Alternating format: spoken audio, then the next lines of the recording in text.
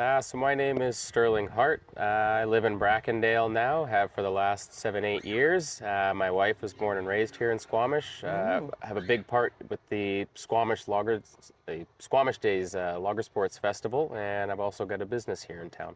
Oh, wow, great. So tell me, are you in Squamish and got involved with logger sports because of your wife? Everything just kind of ended up working together. I've been coming to this show pretty much since I was born. So my dad was a competitor before I was. He was actually Ramblin' Jesse Elliott. He used to do the act Ah, on top of the tree for 25 years. yeah. So we've been coming to this show my entire life. I climbed one of the trees here in the show my first time. I think I was 4 or 5 years old. Oh, wow. And so coming up every single year, it's one of the biggest shows in the world, so I always looked forward to it. And then years later, it was actually Brian Kachura, who just recently passed away, was one of the head organizers here at the show, and he's actually the man that 47 years ago got my family involved in the sport. So I knew Brian my entire life. And I was up here helping run a training camp to get new people involved back in 2016. Yeah. And Brian introduced me to this lovely young girl that was helping organize the event, and that turned out to be Rebecca, who is now my wife. So the show came before the wife. Exactly. And so the logging show is kind of in your blood, I guess. Yeah, exactly. It's something I've done my entire life, and it's been a really generally when we travel around and we go to all these competitions. I've been everywhere in the world, all through Europe, Australia, New Zealand, all these places doing the sport. And whenever we go into a town, big town, small town, it's their festival weekend, so it's their busiest weekend of the year. So the town is painted perfectly, everybody's out, busy, happy, and it's a very weird thing when you then move to that town and you're there for the noise leading up to it, and then when it goes quiet and everybody goes away after it. Right. And so as amazing as this town was the weekend of Squamish Days, I think I love it even more like in the shoulder season when everything goes quiet here. All the tourists go home and everything quiets down, and yeah, it's one of the most beautiful places I've ever been, and it very quickly felt like home. Yeah, we have fewer shoulder seasons now. Yeah. So then you moved, the logging show, you met your wife, and then you moved to Squamish, or had you moved to Squamish prior? So essentially what ended up happening is I was living in North Vancouver, and I was working at an arborist company as a tree climber down there. And I was also still competing, and then I met Becca, and she was living up here when I met her, and then she actually moved to North Van unrelated to me. And then we got to know each other more and more, and it became more serious, and I ended up stepping away from that arborist company to start my own forestry company with another partner. Okay. And so now, yeah, I'm still one of the owners of Alpine Axe Forestry. We specialize in wildfire mitigation throughout the sea to sky area. And our first big contract that we got was in Whistler. So the first season that we did this up in Whistler, we just rented a place up there, and we went up there, worked for 6 days, came home for one, and did that for a whole season. And that got a little bit tedious, and we realized we didn't really want to be apart from each other that much. So we made the decision for her to move back home, back town, and bring me with her, basically. So we moved back into Brackendale. She was born and raised on Cottonwood, and we moved on to Grant, just one block over, and we've been residents of Brackendale ever since. Okay, so residing in Squamish for a number of years now, and so you love it, or you like it, or it's... Oh, love it. Like, I was born and raised in Maple Ridge, and it'll always be my hometown where I'm from, but Squamish feels like more of a hometown to me now. Like, I tell people I'm from Squamish now. Like, I'm proud to be from Squamish now. Right. Yeah, and so why? Tell me, what is it about Squamish that makes you feel proud? I think it's like a lot of different things. There's a lot of different things that make me feel proud to be from Squamish. it's got its roots in forestry, which I have my roots in forestry. And the town is growing so much, so fast, and we've been able to be a part of that growth. We both, myself and my wife, have businesses here. We're both heavily involved in volunteering with the Squamish Days Logger Sports Festival, and we really feel integrated with the town, and the town accepted me, I think. And I think the sport, like the Logger Sports Festival, had a big thing to do with that. Like, I've had a very successful career competing, and so people knew me before I moved here. They Right. knew me as Stirling Hart, the Logger Sports competitor. I did. Yeah, well, there we, yeah. I knew you like that. Yeah, and then so, I was coming year after year. Like, this year will be, I think, 32 or 33 years of me competing here, and which is crazy to say out loud. And so I knew so many people in the community just from being here as a competitor. Right. And they either that or they knew my dad from him being here for the 25 years before I did. Right. Even when the show was down at the high school downtown still. And so when I moved here, it wasn't this big new thing where I didn't know anybody or anything. I already knew town, the layout of town. We knew Brackendale's where we wanted to be. And we already knew such a large chunk of the business owners and the people in the industry that I was in just from the show. So it really wasn't coming in cold and the outsider. Like, I felt like I was part of Squamish from the day we first moved here. Oh, that's nice to hear. You'll be competing this weekend? Yeah, so I started competing when I was about 4 years old. Just wanted to follow in Dad's footsteps, and I worked my way through the ranks, through the novice, through the intermediate, and then into the open. And even I progressed I originally started the sport as a tree climber. The only event I did was tree climbing, and I log rolled a little bit. And it turns out that's pretty hard on your knees and your back. So I retired from climbing probably 10 years ago now, and I just try to stay on the ground as much as I can. And so, now all of my events are on the Sunday now in the open show, which has freed up my Saturday to help. I volunteer quite a bit down here and help keep things moving quite a bit. And so it's really funny how Squamish Days is kind of the benchmark of our summer. Everything kind of leads up to Squamish Days, and everything leads away after Squamish Days. It's kind of your AD and your BC of our summer, if it was. Yeah. Peak of summer. Yeah. It's the peak, it's August long weekend. It's like that's ramping up, and then you feel like you're ramping down into September. Yeah. So what events will you be in this weekend? This weekend, I will be in pretty much everything except the stuff in the water and the stuff up the trees. Okay.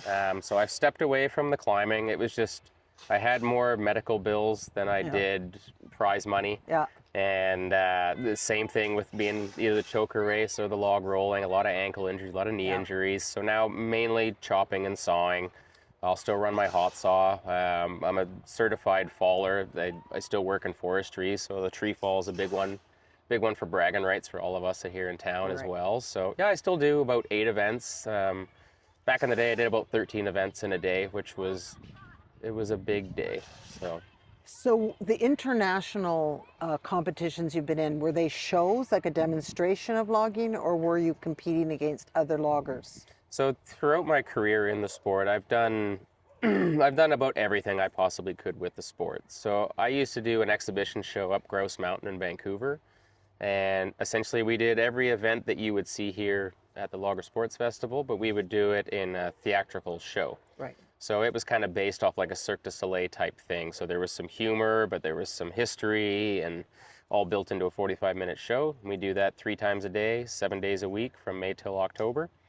And that was kind of the basis of my kind of competitive career, was just I did so much repetition of that show that the events became easier and easier. And after working at that show for about 5 or 6 years, I had the opportunity to go down to New Zealand, and we started up a show there as well. And that did well there. We took it to Australia, and then everywhere else. But along the way, while I was doing this exhibition or entertainment work, I was still always competing. And kind of every year I would pick another event to polish up and get a little better at. Like I said, when I started, all I did was climb trees, and then I started chopping a little, and then I started sawing a little, and It just kept progressing further and further and further. And now I have a really nice mixture in my life. I'm really busy with work still. We're still 5 days a week, um, year round, pretty much doing that. So I don't do as much of the kind of exhibition work, but I do a lot more of the media side surrounding our sport now. So I help commentate quite a few events, or I do a lot of like color commentary for TSN and for their shows that are filmed internationally, and that has kind of helped bridge the gap for me a little bit and maybe move me into the next phase of my lumberjack career. So that's very similar to Brian Couture as well, right? Because Yeah, he went to New Zealand yeah. and did the shows. And so will you pick up sort of there and keep it that going? Yeah, so it's always been a thing in our sport, especially when it comes to the chopping and sawing. The Aussies and the Kiwis are the best in the world. Mm. They just, their format, all they do is chopping and sawing, and so they do so much of it that they just naturally become very, very proficient at it. And so it's always been kind of the thing in North America and now Europe as well, that if you want to be really good in this sport, you go down there and you basically immerse yourself in it for a season, and you kind of see what's possible.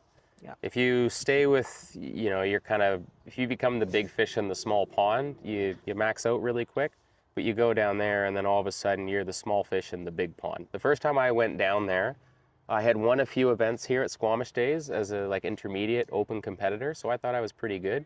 I went down there and I just got smoked. It was very humbling, but after a full season down there, you see what is actually possible, and that's what really accelerated my competitive career, was going down there. And so guys like Brian Couture and a lot of other competitors from around here, they had made these connections with people down there. And so, over the years, as other people go down, they go, "Oh, do you know Brian Couture, or do you know so and so?" Right. And we've had a lot of them come over here as well and put down roots. And Ron Hartel, didn't he also live in yeah, New Ron Zealand? Hartel, yeah. My family is so like kind of immersed in this sport and even in this community. There is a forklift around here. It's called the Mar. The early 70s, my dad and grandpa had a sawmilling business, and they were partners with the guy that also owned that forklift. They co-owned that forklift, and they were positioned at the corner of Highway 99 and Depot Road, and they were cutting railway sleepers for Ministry of Transportation up there for like 2 or 3 years. And so all those years later, that forklift is still here at the grounds, which I only found out a couple years ago. So your father's name is, Greg Hart and your grandfather's name is is, Gord Hart. and they were both loggers? They were both like more sawmillers. They did some logging, and mostly like sawmill business, and so they bounced around doing that. Um, and then yeah, they got involved in the sport here more. One of the last times that my grandpa competed was actually like pretty much right here on stand 4. We have the big butcher block at the end of the show where 2 to 3 guys all cut it. Yeah. And I got to cut it with my dad and my grandpa. Oh, cool. Yeah, it was about 10, 15 years ago now, but that was the last time he competed, so that was pretty special That's for really us. special. Yeah. Does the show need anything? What does the show need to succeed? So the Logger Sports Festival, it takes over the town for the week pretty much, and everybody enjoys it, but it's run entirely by volunteers. Like there are no paid positions yet, and so what gets this show off the ground is the volunteers that put their time in, not just for that week. Everybody comes in and pitches in, and the grounds is full of people for the week of Squamish Days, but it's the people that are here the other 350 days out of the year. And it's getting hard sometimes to have enough people to keep that moving, because people will come in for a short time and then the buzz dies down and everybody goes away. And so each year we kind of add 1 to 2 volunteers that are there more throughout the year, but we would encourage anybody that like enjoys it or wants to be a part of something very community based. Like, it's an incredibly fulfilling thing to come down and volunteer for this show and know that you had a part in help putting this on. And so that's what this show needs is always more dedicated volunteers to come down and help out. And that's what's going to keep this show going for another 69 years. Do those people need a special skill? I think one of the best things about, volunteering for this show is there is a position for absolutely every single person.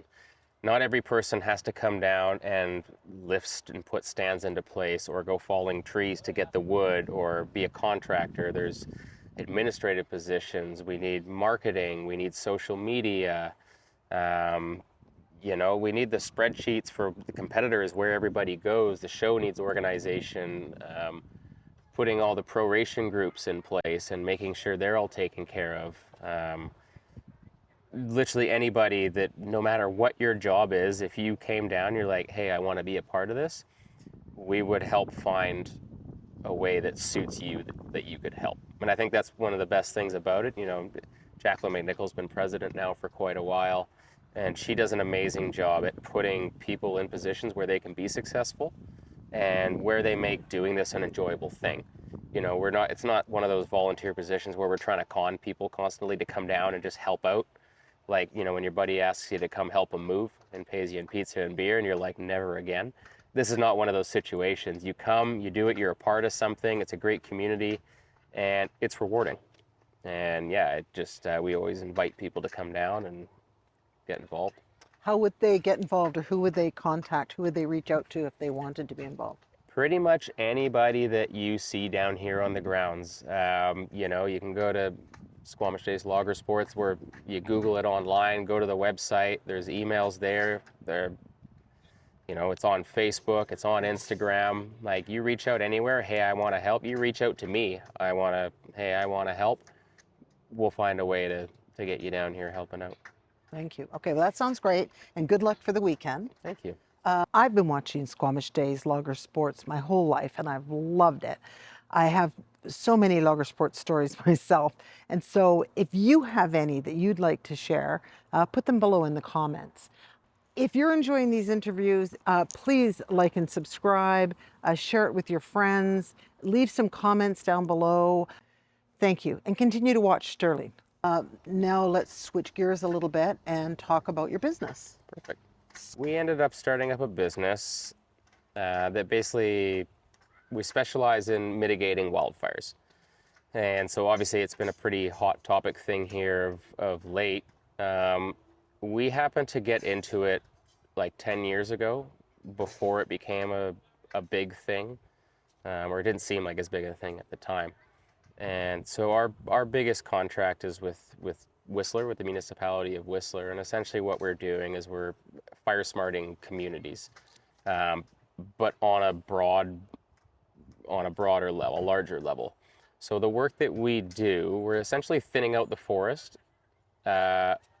basically so that if a fire were to come, we take out all the underbrush, limb the trees up so there isn't all that fuel loading on the ground. And basically what that does is, if a fire were to come, it enables firefighters to have access to lay hose, to get vehicles in, to help fight any fire that could have happened. By taking all the fuel off the ground, the fire can no longer climb up into the crown. You want that fire to be on the ground so you can actually fight it.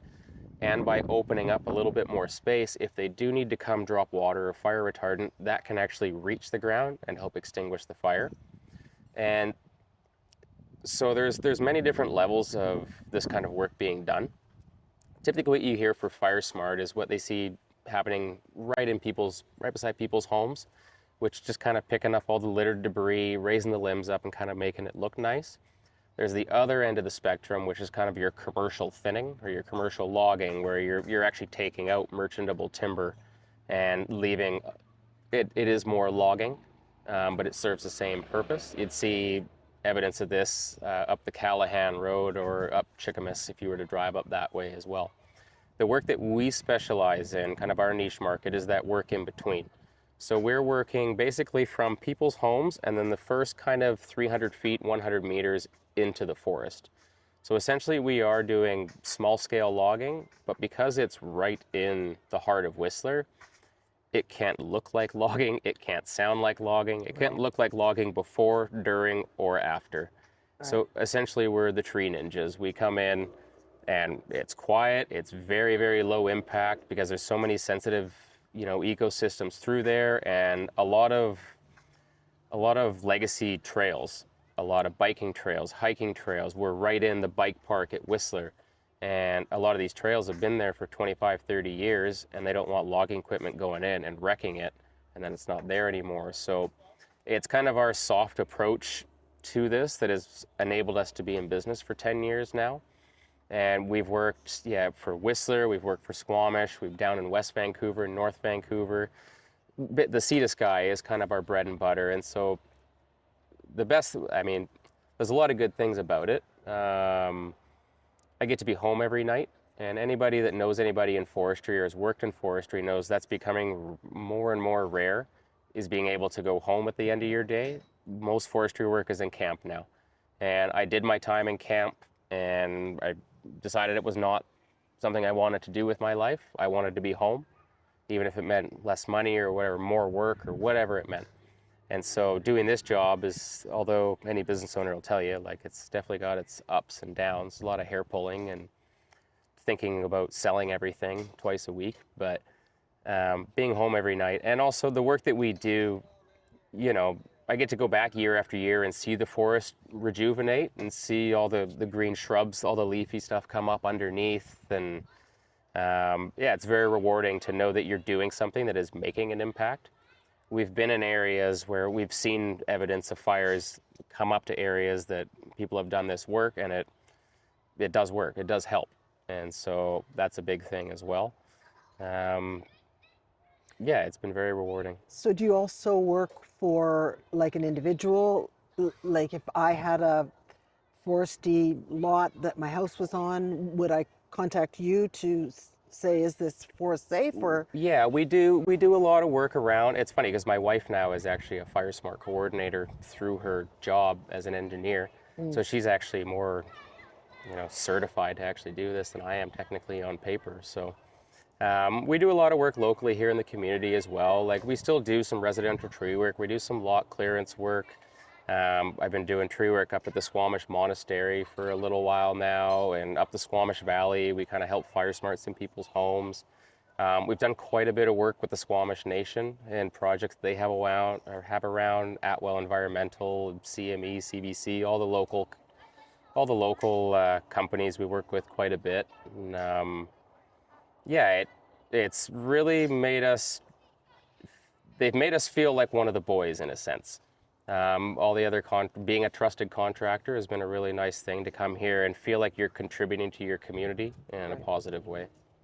Well, I think it's essential now, because it's getting hotter and hotter and Yeah, fires are more and I more of mean, a, having that fire at Debeck's Hill was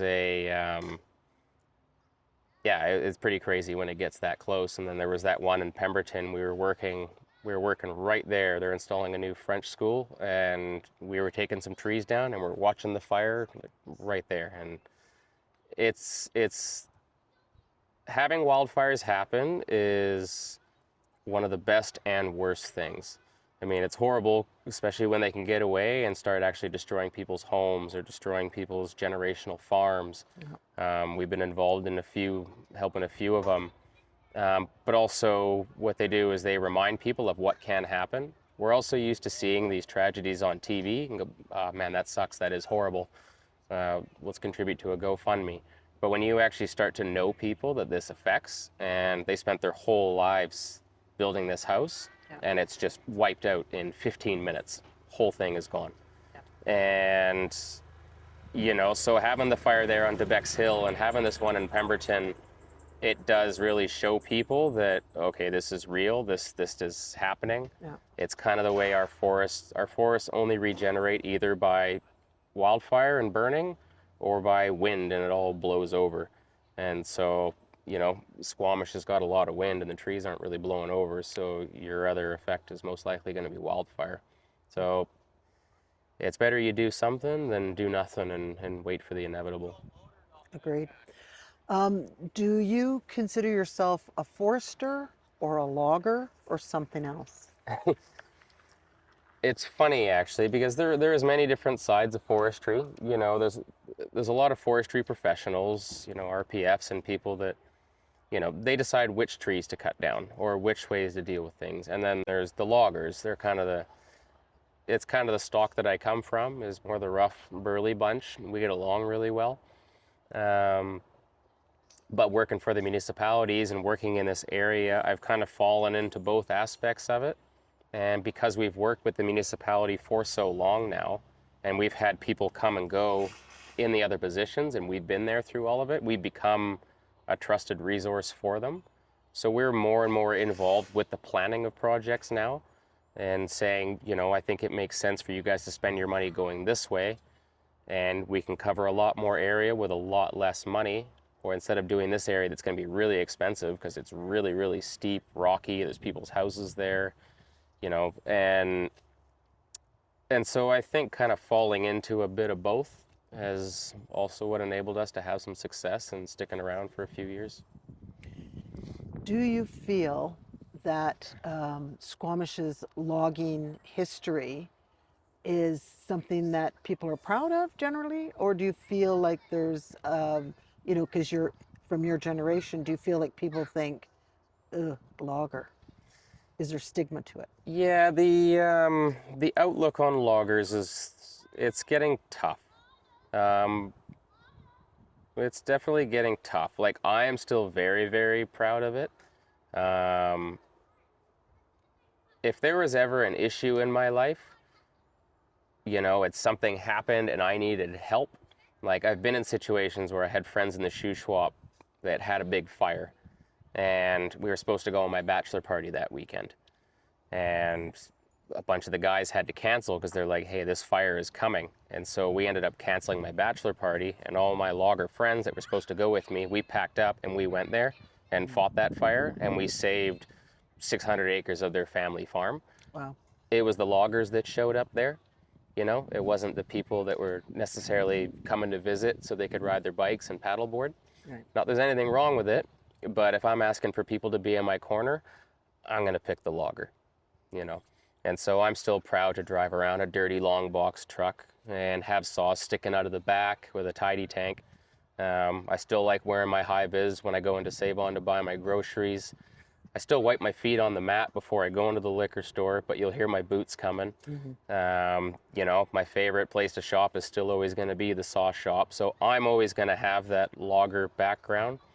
But I think one of the, you know, Squamish is changing, but that is any town that you go to, any town worth living in.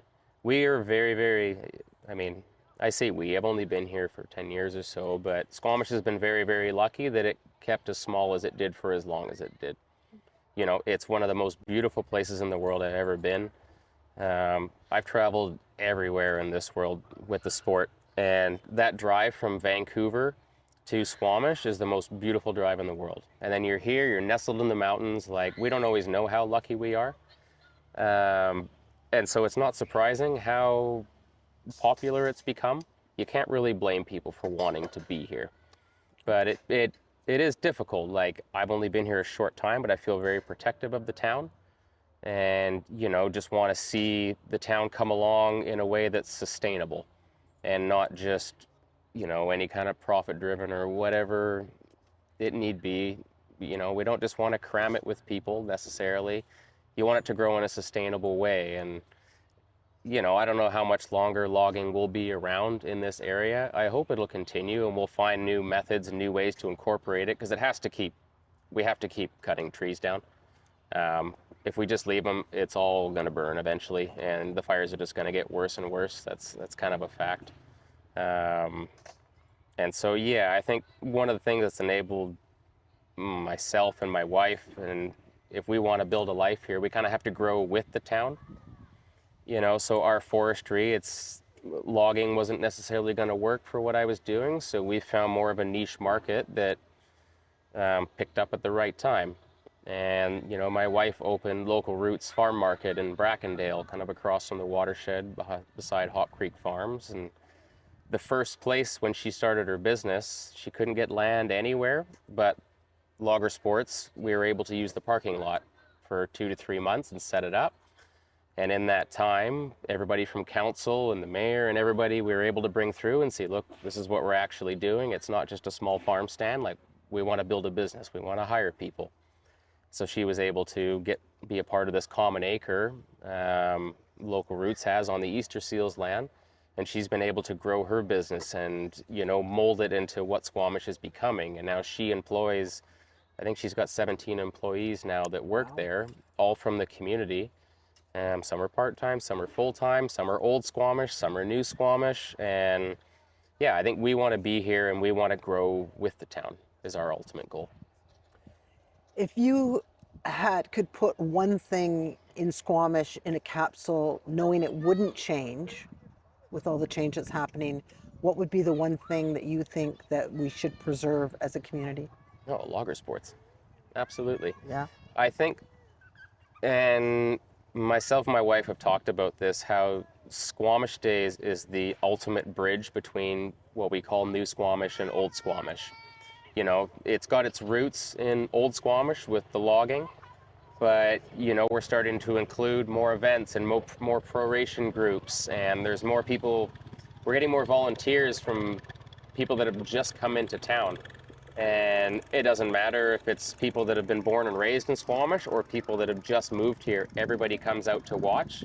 And it's such a feel-good event. It's a great way to bring the town together. It's the whole mission statement is like a community-based event. It's here to provide for the community.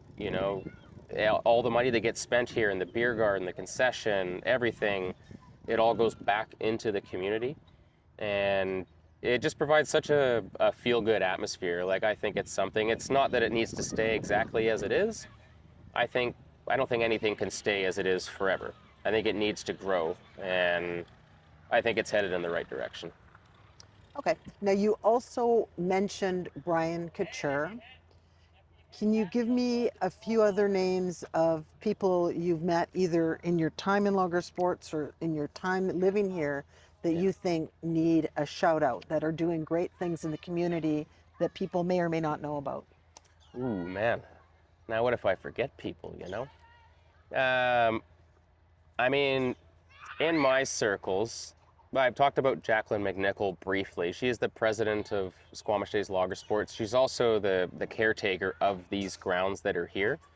And, everybody comes in and enjoys it for the few days that it's here, and it looks beautiful. The amount of work that her and Rob put into this place, Rob Rodriguez, is completely insane. And I mean, if anybody that knows Rob Rodriguez knows he probably deserves a statue somewhere as well. Yeah, they like the amount of work they put in to keep this running, as well as still running their own business, is pretty tremendous. Anything else, any other piece of wisdom or something that you'd like to share or tell, the community of Squamish that you'd wish people knew? Or